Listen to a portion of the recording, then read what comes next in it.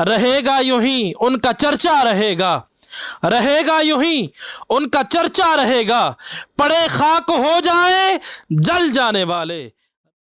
بسم اللہ الرحمن الرحیم۔ السلام علیکم ورحمۃ اللہ وبرکاتہ۔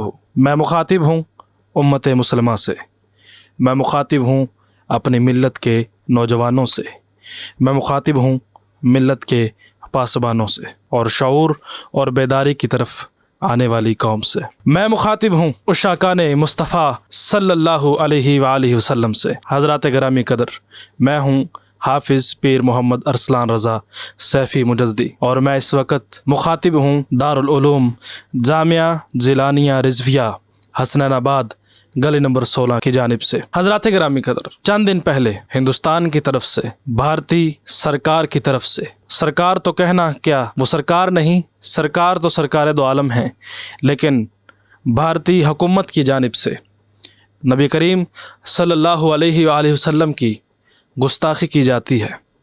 حضرات گرامی قدر، آج اس پر گفتگو ہوگی۔ اللہ رب العزت قرآن مجید فرقان حمید میں ارشاد فرماتا ہے، بسم اللہ الرحمن الرحیم، انا اعطیناک الکوثر فصل لربک وانحر ان شانئک ھو الابتر۔ اللہ رب العزت فرماتا ہے، بے شک ہم نے یا رسول اللہ آپ کو خیر کثیر عطا فرما دیا ہے، فصل لربک وانحر، تو آپ اپنے رب کی نماز پڑھیں اور اس کی راہ میں قربانی کریں۔ ان شانئک ھو الابتر، اور جو آپ کا دشمن ہے وہ ہر خیر سے محروم ہوگا اور وہ بد نسل ہو جائے گا، وہ ابتر ہو جائے گا۔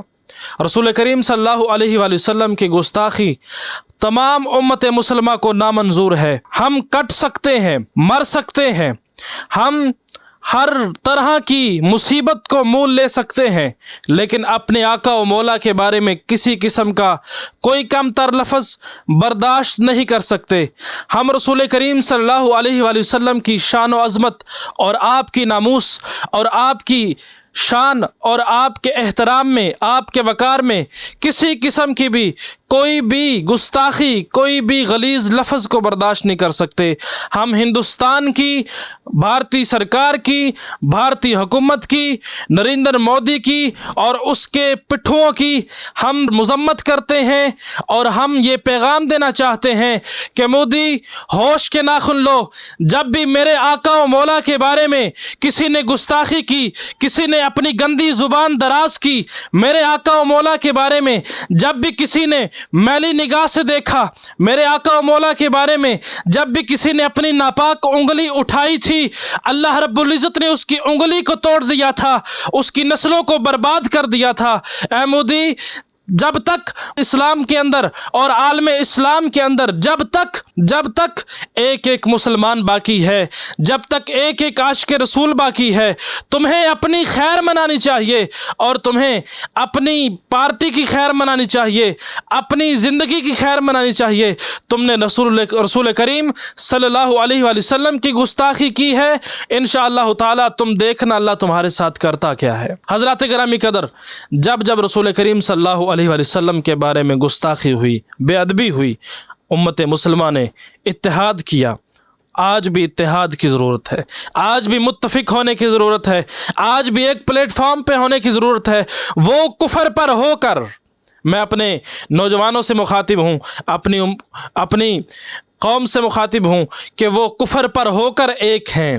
وہ چاہے فرانس ہو، وہ چاہے ڈنمارک ہو، وہ چاہے برطانیہ ہو، وہ چاہے یورپ کا کوئی بھی ملک ہو، وہ سب اور یہ ہندو ایک ہو جاتے ہیں باطل کے معاملے میں، اور ہم حق پر ہو کر بھی ایک نہیں ہو سکتے۔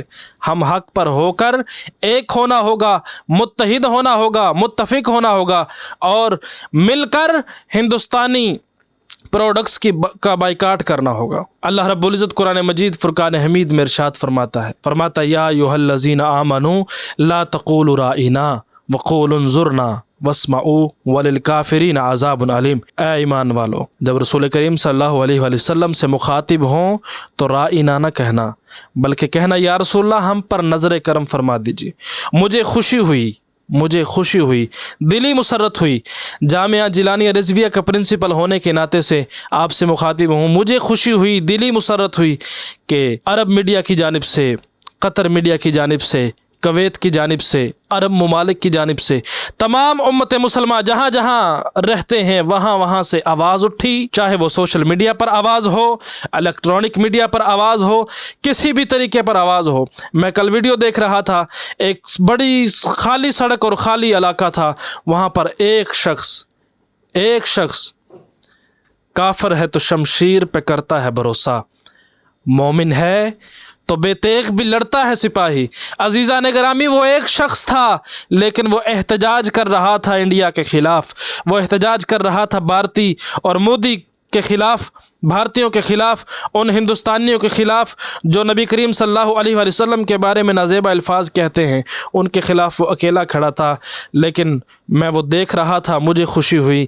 اللہ رب العزت ہم سب کو یہی جذبہ عطا فرمائے، ہم اپنے آپ کو ایک نہ سمجھیں بلکہ ہم اپنے آپ کے اندر محمد بن قاسم کو تلاش کریں، ہم اپنے آپ کے اندر سلطان صلاح الدین ایوبی کو تلاش کریں، ہم اپنے آپ کے اندر موسیٰ بن نصیر کو تلاش کریں، یوسف بن تاشفین کو تلاش کریں، ہم اپنے آپ کے اندر اللہ اکبر، ہم اپنے آپ کے اندر وہ مرد مجاہد تلاش کریں جسے غازی علم الدین شہید کہا جاتا ہے، وہ مرد مجاہد تلاش کریں جسے غازی ممتاز قادری شہید کہا جاتا ہے۔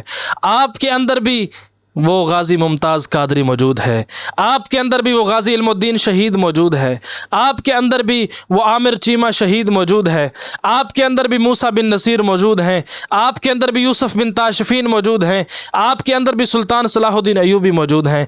ہر میرے نبی کا ہر میرے نبی کا امتی، ہر میرے نبی کا امتی، ہر میرے نبی کا عاشق، ہر میرے نبی کا غلام، ہر اپنے آپ کے اندر ایک مرد مجاہد ہے۔ بس وہ علامہ اقبال کہتے ہیں کہ میں نے پوچھا قدسیوں سے کہ کیا ہم نے سدا اسی طرح رہنا ہے؟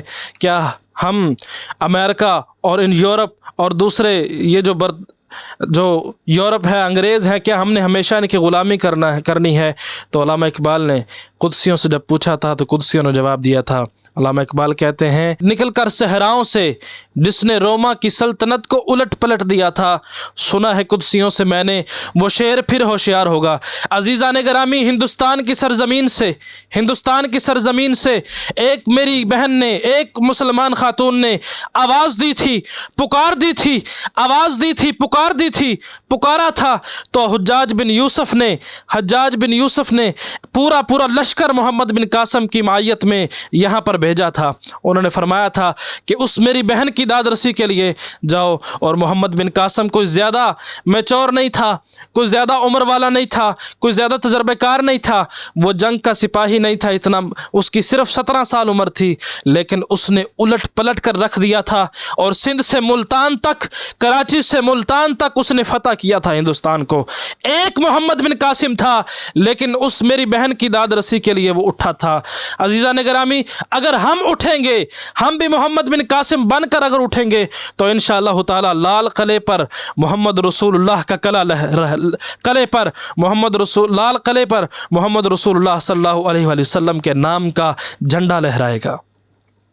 عزیزان گرامی، ہمیں ان کی سوشل بائیکاٹ کرنا ہے، ہم نے ان کی پروڈکٹس کا بائیکاٹ کرنا ہے، اپنے نبی اور اپنے آقا و مولا کی ناموس کی خاطر ہم سب کچھ چھوڑ سکتے ہیں۔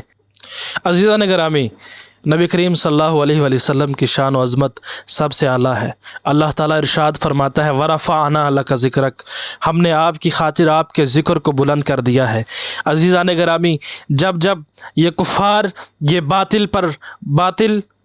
باطل قوتیں جب میرے نبی کی گستاخی کرتے ہیں، نبی کریم صلی اللہ علیہ وآلہ وسلم کی عظمت کے ترانے تب اور زیادہ بلند ہوتے ہیں۔ اسلام کے دامن میں قدرت نے لچک رکھی ہے، مودی سن لے، اسلام کے دامن میں قدرت نے لچک رکھی ہے، یہ اتنا ہی ابھرے گا جتنا اسے دباؤ گے۔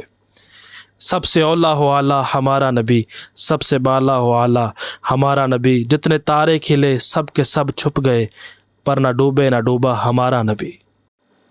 میری ملت کے نوجوانوں، ہندوستان فتح کرنا ہمارے لیے کوئی مشکل نہیں ہے۔